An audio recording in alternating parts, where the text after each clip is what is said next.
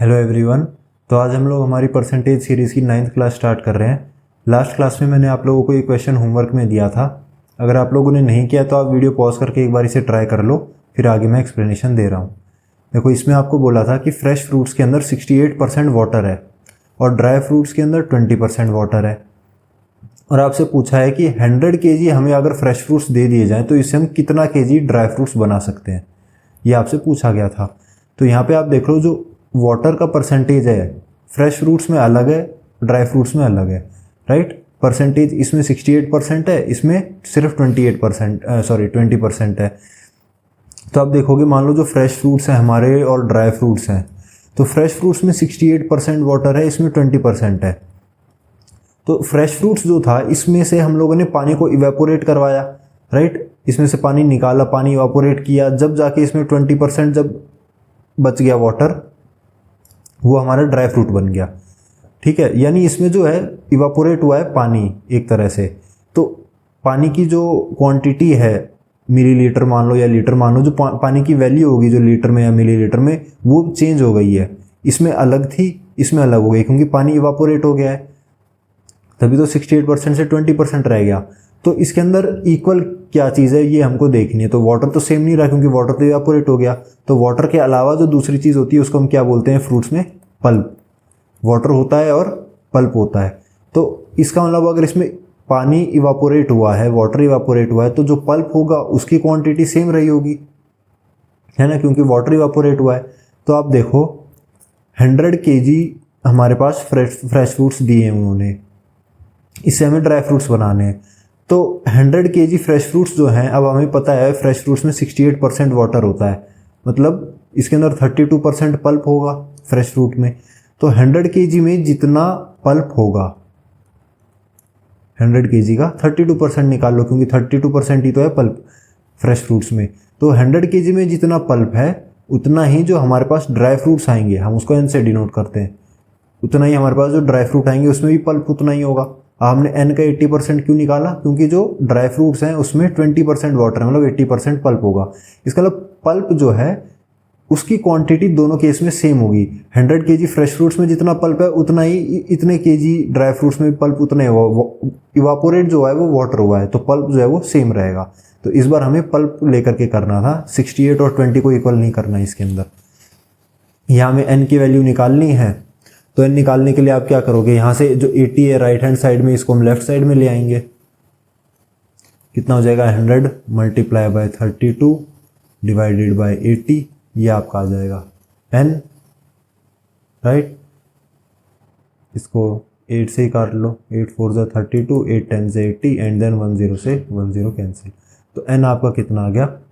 40 KG. यानी आप 40 KG dry fruits बना सकते हो 100 केजी फ्रेश फ्रूट्स में से, ठीक है। अब इसके अलावा एक क्वेश्चन हम लोग और देखते हैं, सेम इसी टाइप का क्वेश्चन है वो भी।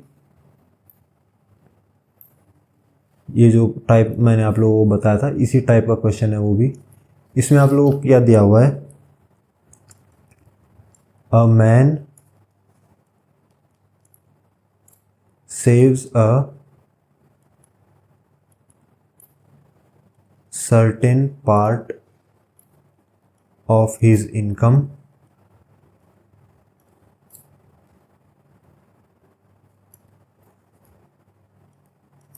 every month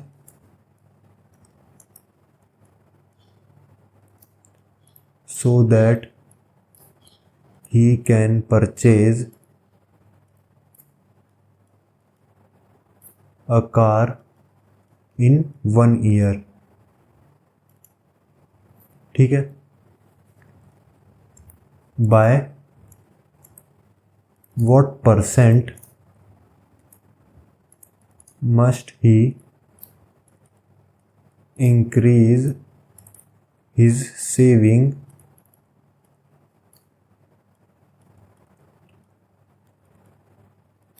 so that he can purchase it in 9 months, ठीक है। ये आप लोगों को क्वेश्चन दिया हुआ है।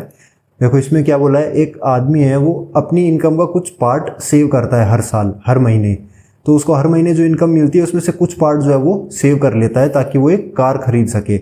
और जो उसका टारगेट है वो क्या है, 1 ईयर, मतलब उसको 1 साल में ये कार खरीदनी है। उस हिसाब से वो हर महीने अपनी इनकम में से पैसे सेव कर रहा है। तो पूछा है by what percent must he increase his savings, तो वो अपनी सेविंग जो है वो कितना परसेंट इंक्रीज करे ताकि वो उसी कार को 9 महीने में ही खरीद सके। ठीक है, ये आप लोगों को क्वेश्चन में दिया हुआ है कि कुछ पार्ट वो सेव कर रहा है और वो इस तरह से सेव कर रहा है कि 1 साल बाद उसके पास उतने पैसे हो जाएंगे कि वो कार खरीद ले। लेकिन वो चाहता है कि मुझे 9 महीने में अगर कार खरीदनी है तो वो कितना परसेंट अपनी इनकम, अपनी सेविंग जो है वो कितना परसेंट इंक्रीज करे, यानी कितना परसेंट जो सेविंग है वो अपनी बढ़ाए ताकि वो सिर्फ 9 महीने में उसको खरीद पाए। ये आपको क्वेश्चन में दिया हुआ है।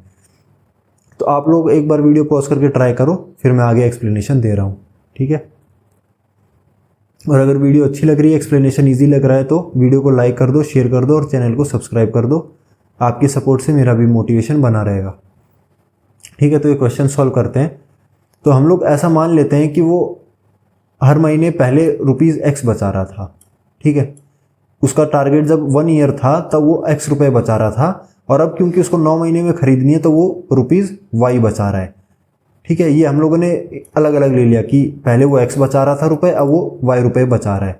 तो देखो वो X रुपये बचा रहा था और कितने महीने तक बचाना है इसको, 12 महीने तक, है ना। 1 ईयर दिया है ना, इसको मंथ्स में कन्वर्ट कर लो क्योंकि ये सेकंड केस जो है हमारा मंथ्स में है, सेम यूनिट हो जाएगी मंथ एंड मंथ। तो X रुपये बचा रहा है 12 महीने तक, तो आपके ये क्या आ गया, रुपीज़ आ गए।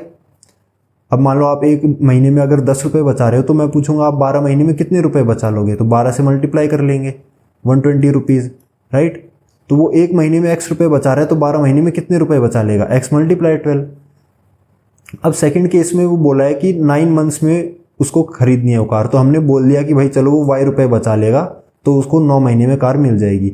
तो Y रुपये बचा रहा है और कितने महीने तक, 9 महीने तक, तो कितने रुपए बन गए, ये Y मल्टीप्लाई 9।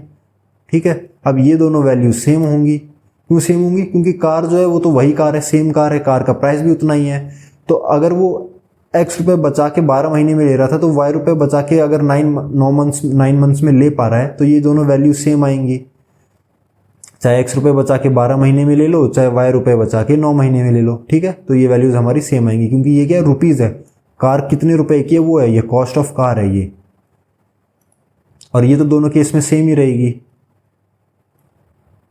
ठीक है, इस तरह से हो गया।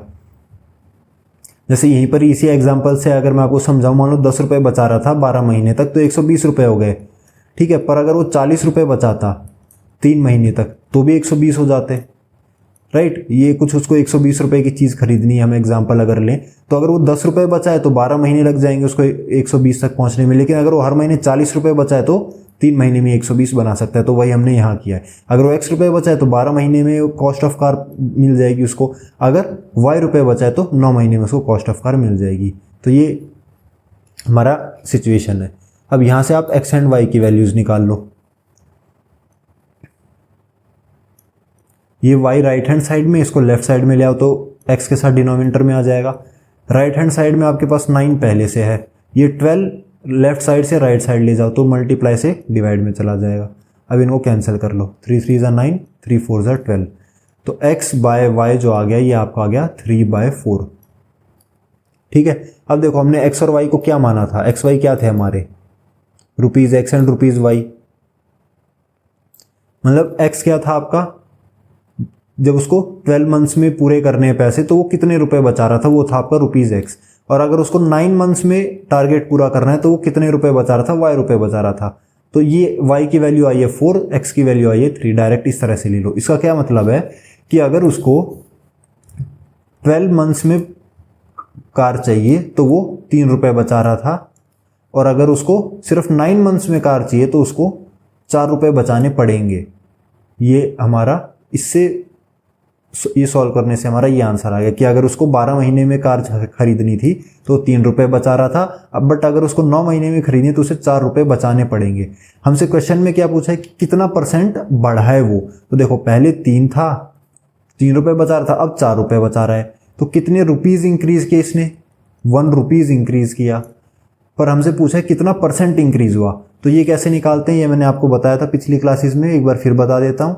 तो हम लोग पहले ये देखते हैं हम किसके रिस्पेक्ट में इंक्रीज कर रहे हैं या डिक्रीज कर रहे हैं। तो हम 3 रुपए को बेस मान के इंक्रीज कर रहे हैं, क्योंकि पहले 3 था, अब उसने कुछ परसेंट बढ़ाया है, कुछ रुपीस बढ़ाया है, तो डिनोमिनेटर में आएगा 3।